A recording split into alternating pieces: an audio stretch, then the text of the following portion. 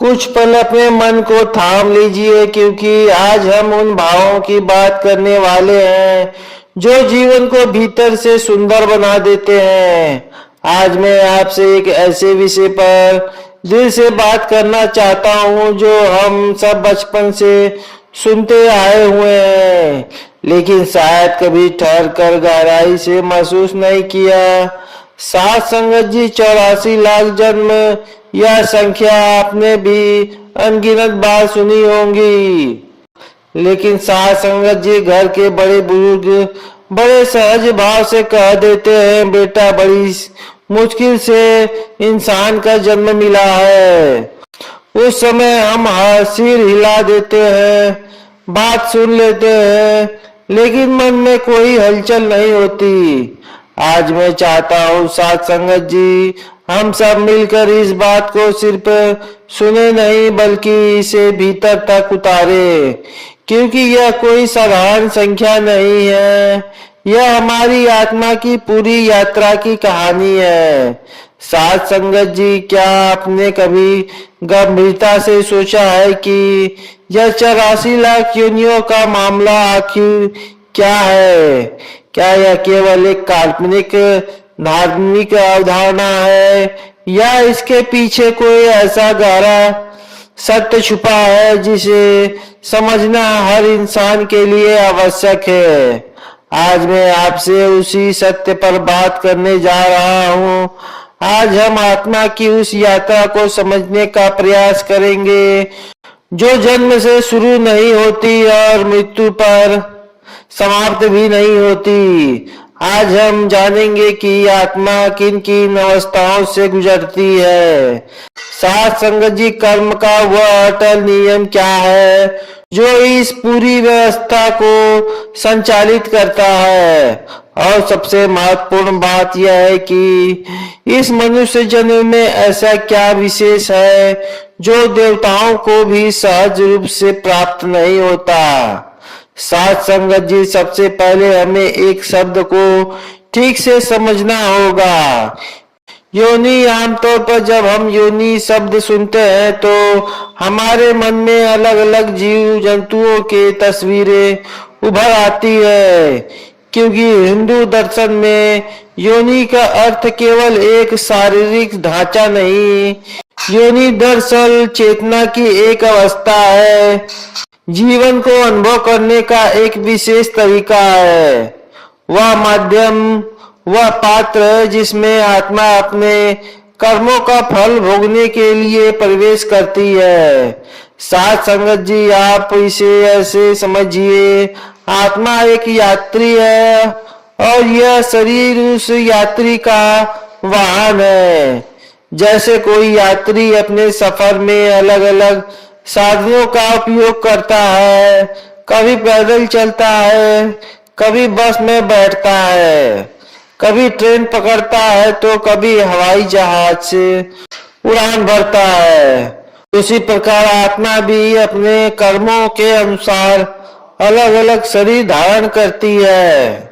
शरीर बदलते रहते हैं लेकिन यात्री वही रहता है।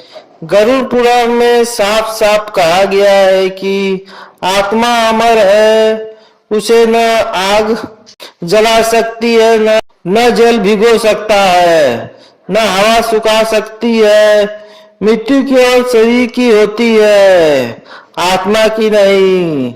आत्मा का सफर तब तक चलता रहता है जब तक वह अपनी अंतिम मंजिल यानी मोक्ष को प्राप्त नहीं कर लेती है। अब स्वाभाविक प्रश्न उठता है, सात संगत जी, यह 84 लाख का आंकड़ा आया कहां से? सात संगत जी, यह कोई अनुमान या काल्पनिक नहीं, इसका स्पष्ट उल्लेख हमें पद्म पुराण जैसे प्राचीन शास्त्रों में मिलता है। यह एक आध्यात्मिक और दार्शनिक वर्गीकरण है जो हमें यह समझाने के लिए है कि सृष्टि में जीवन के कितने असंख्य रूप है और आत्मा किन किन अवस्थाओं से होकर गुजर सकती है। यह संख्या हमें एहसास दिलाने के लिए है कि हमारा अस्तित्व कितना विशाल है और यह मानव जीवन कितना दुर्लभ और अनमोल है। पद्म पुराण के अनुसार सबसे पहले 9 लाख योनियां जल में रहने वाले जीवों की है। जल में जीवन की कितनी विविधता है, हम कल्पना भी नहीं कर सकते। साध संगत जी, सूक्ष्म जीवाणुओं से लेकर विषाय का वेल तक सब इसी में आते हैं। इसके बाद 20 लाख योनियां स्थावर कही गई है, यानी वे जीवन रूप जो हिल डुल नहीं सकते। पेड़ पौधे, लताएं, वनस्पतियां, इन योनियों में चेतना लगभग सुप्त अवस्था में रहती है, लेकिन फिर भी आत्मा वहां अपने कर्मों का फल भोगती है। इसके बाद 11 लाख योनियां कीड़े मकोड़े और रेंगने वाले जीवों की है। 10 लाख योनियां पक्षियों की है। 30 लाख योनियां पशुओं की और अंत में 4 लाख योनियां मनुष्य और मनुष्य जैसी उच्च चेतना वाली योनियों की मानी गई है, जिनमें देवता, दैत्य और गंधर्व भी शामिल है। साध संगत जी, इन सबको जोड़ने पर कुल संख्या बनती है 84 लाख। साध संगत जी, यह वर्गीकरण हमें यह बताने के लिए है कि आत्मा अपनी यात्रा में कितने प्रकार के अनुभव से गुजरती है। कभी वह मछली बनकर गहरे समुद्र में तैरती है, कभी हजारों वर्षों तक एक वृक्ष बनकर एक ही स्थान पर खड़ी रहती है, कभी वह पक्षी बनकर खुले आकाश में उड़ान भरती है, और कभी पशु बनकर जंगलों में भय और भूख के बीच जीवन बिताती है। हर योनि एक कक्षा की तरह है जहां आत्मा कुछ सिखाती है, अपने कर्मों के हिसाब चुकाती है और फिर भी आगे बढ़ जाती है। साध संगत जी, यह प्रश्न उठता है कि यह पूरी व्यवस्था को नियंत्रित कौन करता है? वह कौन सा नियम है जो तय करता है कि आत्मा को अगला शरीर कौन सा मिलेगा? इसका उत्तर है कर्म। कर्म केवल हमारे किए हुए बाहरी कार्य नहीं, साध संगत जी, हमारे शब्द, हमारे विचार, हमारी भावनाएं, शब्द कर्म है। श्रीमद् भगवत गीता में भगवान श्री कृष्ण कहते हैं कि तुम्हारा अधिकार केवल कर्म करने पर है, फल पर नहीं। इसका अर्थ यह नहीं है कि फल नहीं मिलेगा, साध संगत जी, बल्कि इसका अर्थ यह है कि फल एक स्वचालित नियम के अनुसार अवश्य मिलेगा। कर्म को आप बीज की तरह समझिए, जैसा बीज बोया जाएगा वैसा ही फल मिलेगा। गेहूं बोने से गेहूं ही मिलेगा। अच्छे कर्म पुण्य बनते हैं और बुरे कर्म पाप। यह सब मिलकर हमारे संचित कर्म बनते हैं, जिन्हें आत्मा अपने साथ लेकर एक जन्म से दूसरे जन्म में चल जाती है।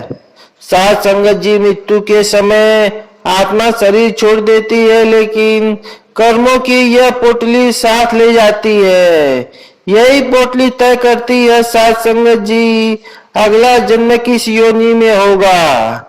शास्त्र बताते हैं, साध संगत जी, की मृत्यु के बाद आत्मा अपने जीवन का पूरा लेखा जोखा स्वयं देखती है। वहां कोई बाहरी न्यायाधीश नहीं होता। आत्मा, साध संगत जी, स्वयं अपनी साक्षी होती है। उसके विचार, उसकी इच्छाएं और वासनाएं उसे अगली योनि की ओर खींच ले जाती है। साध संगत जी, जिन योनियों में विवेक नहीं होता, वहां आत्मा केवल कर्म भोगती है, नए कर्म नहीं बना पाती है। पशु, पक्षी, वृक्ष, यह सब केवल भोग की योनियां हैं, साध संगत जी। और फिर अनगिनत जन्मों के बाद जब पुण्य का पलड़ा भारी होता है, तब आत्मा को मनुष्य जन्म प्राप्त होता है। साध संगत जी, यह वह मोड़ है जहां से सब कुछ बदल सकता है, क्योंकि केवल मनुष्य के पास विवेक है, सही और गलत में अंतर करने की शक्ति है, चुनने की स्वतंत्रता है। यही कारण कहा गया है कि बड़े भाग्य मानुष तन पावा। यह शरीर मोक्ष का द्वार है साध संगत जी। कर्म योग, भक्ति योग, ज्ञान योग और राजयोग, यह चारों मार्ग केवल मनुष्य के लिए खुले हैं।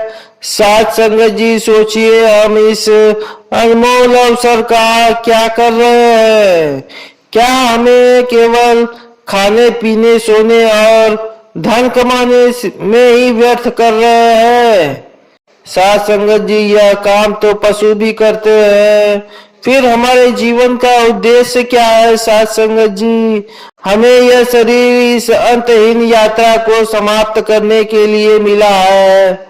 इसलिए हर पल को जागरूकता से जिए, नेक कर्म करे, दूसरों की सहायता करे, ईश्वर का स्मरण करे और स्वयं से यह प्रश्न पूछे कि मैं कौन हूँ और मेरे जीवन का उद्देश्य क्या है।